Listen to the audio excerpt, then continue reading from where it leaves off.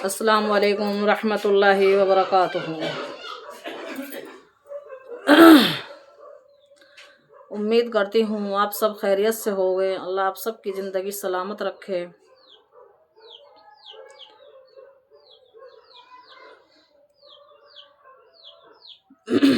मेरे भाइयों और मेरी बहनों, जो भी समझदार हैं, बाल बच्चेदार हैं, ये आज उनके लिए वीडियो बना रही हूँ कि आज हमारे माशरे में बड़े बड़े भी फिसल रहे हैं। हम ये नहीं कहते कि छोटों की ही गलती है, कुछ काम ऐसे होते हैं कि बड़ों से ही सीखने पड़ते हैं। तो पहली बात तो ये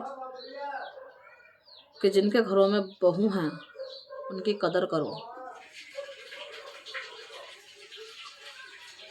ये समझो कि तुम्हारी बेटी है।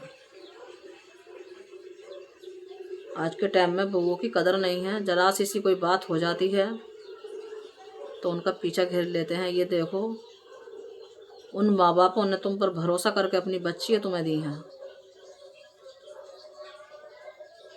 और हमेशा ये देखो कि हमारे बड़े बूढ़े की कहावत है कि बहू का खाया सास को खरना नहीं चाहिए। इसमें भी एक इबरत छिपी हुई है। वो क्या है? मान लो हमारी तो अब थकनी है, हमारी तो रीढ़ की हड्डी कमज़ोर हो गई हैं, उम्र हो रही है। अगर हमारी बहुएं सही रहेंगी तो जब भी तो वो हमारी खिदमत करेंगी, लेकिन जब हमारी बहुएं ठीक नहीं रहेंगी तो वो हमारी खिदमत कहाँ से करेंगी?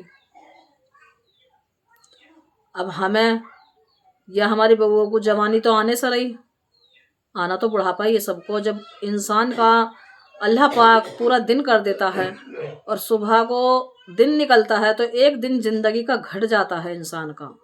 तो वो सास हो या बहू हो, तो ये समझो उन्हें जवानी नहीं आ रही है,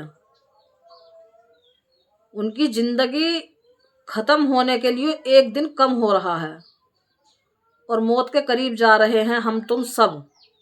हमारी जिंदगी का रोज एक दिन घट जाता है, बढ़ता नहीं है, घटता है। तो इसलिए मेरे बहन भाइयों अपना ख्याल रखो और अपनी बहू बेटियों का भी ख्याल रखो। क्यों कि जब हम किसी की बच्ची को अपनाते हैं ना, तो हमें बहुत कुछ सोचना पड़ता है, अपना नफ्स मानना पड़ता है। ये नहीं कि हम सास हैं, वो तो सबको पता है कि हम सास हैं, लेकिन ज़रूरी नहीं है सासपना दिखाना कि जी हम ज़रूर सासपना दिखाएं उन्हें। तो अपने घर की बातें इन चीज़ों से ख़राब होती हैं। और कुछ घरों का तो ऐसा मामला हो जाता है कि या तो सास बहुओं को निकाल कर फेंक देती हैं या फिर बहू सास को निकाल कर फेंक देती है। तो वो एक घर की 1000 घरों में बंटती है। इसलिए कहते हैं कि घर का माहौल अच्छा बनाकर रखो और दीन की अच्छी अच्छी बातें करते रहो। इंशाअल्लाह जो बच्चे कुरान पढ़ी हुई होती हैं उन्हें ज़रूर थोड़ी बहुत दीन की समझ होती है।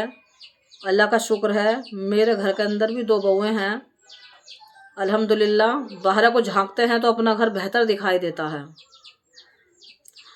तो मेरे बहन भाइयों, सिर्फ ये बहुओं को नसीहत करते रहा करो, बेटा नमाज पढ़ा करो, कुरान पढ़ा करो। तुम्हारा काम कहने का है, अगर उनकी समझ में आए तो ठीक, नहीं आए तो ठीक। क्यों कि एक अल्लाह के वली थे जो अल्लाह से बहुत मोहब्बत करते थे और रात दिन इबादत में लगे रहते थे। तो उनका जो मामला वो इतना, मतलब वो खुश रहते थे कि मैं इतनी इबादत करता हूँ, मेरे लिए जन्नत है, जन्नत है। वो जन्नत जन्नत करते थे। एक दफ़ा उनकी मुलाकात मूसा अलैहिस्सलाम से हुई। तो मूसा अलैहिस्सलाम से कहने लगे कि अगर मैं गलत नहीं हूँ तो तुम मूसा अलैहिस्सलाम हो जो अल्लाह पाक से हम कलाम होते हो। तो मूसा अलैहिस्सलाम ने कहा कि हाँ मैं वही हूँ मूसा। तो कहने लगे कि अल्लाह पाक से जाकर पूछना कि मेरी इतनी मेहनत करता हूँ मैं अल्लाह की रजा के लिए, तो अल्लाह ने मेरे लिए वहाँ क्या मुकाम कर रखा है। तो मूसा अलैहिस्सलाम जब उनके पास गए अल्लाह के पास, तो अल्लाह से पूछा कि अल्लाह क्या नाम, तेरा एक बंदा है नीचे रात दिन तेरी इबादत में लगा रहता है, मेरे अल्लाह तुमने उनके लिए क्या हुक्म कर रखा है। तो अल्लाह ने कहा उसके लिए मैंने जहन्नुम तैयार कर रखी है, अल्लाहुम्मा हाफिजना। तो उन्होंने कहा नीचे आ गए कि भाई तेरे लिए जहन्नुम तैयार है। तो वो बहुत जारो कतार रोया और कहने लगा कि वापस जाओ और एक बार बूझ के आओ कि मेरे लिए अल्लाह पाक ने इतनी इबादत पे भी जहन्नुम क्यों तैयार कर रखी है।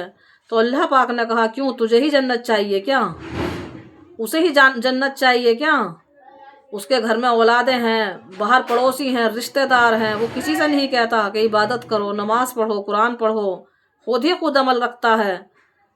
तो देखो जब इंसान को थोड़ी नॉलेज हो ना और उसके पास इल्म हो तो उसे जिक्र जरूर कर देना चाहिए। सामने वाले का करने ना करने का काम उसका है, हमारा काम है उसे कहने का और टोकने का। तो आने वाली वीडियो का हमारी का इंतज़ार करें और इंशाअल्लाह अच्छे अच्छे काम करते रहें, नमाज पढ़ते रहें और कोशिश यही करें कि नमाज पूरी पढ़ी जाऊं, ये ना का आधी अधूरी पढ़ी जाऊं। और हमारे लिए दुआएं करते रहें। आमीन सुम्मा आमीन।